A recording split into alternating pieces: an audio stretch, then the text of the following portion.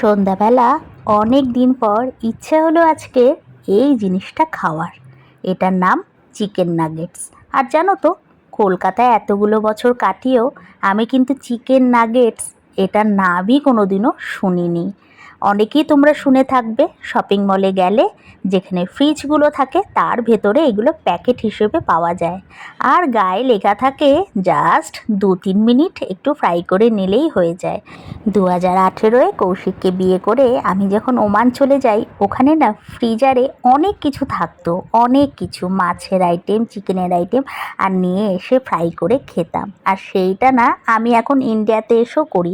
প্রনটা খুঁজে পাই না, জানো তো, চিকেনটা পাই। আর ভেজ যেহেতু খেতে ভালো লাগে না, তাই কোনোদিনও ভেজ খুঁজিনি। চিকেন নাগেটস কিন্তু ভীষণ ভালো লাগে। আর এটা না আমরা খেতাম মেয়োনিজ, আর এই মেয়োনিজটাও আমি কোনোদিনও কলকাতায় থাকতে খাইনি, সেটাও কিন্তু আমার বিদেশে গিয়ে প্রথম খাওয়া। আজ ছিল এটাই টিফিন।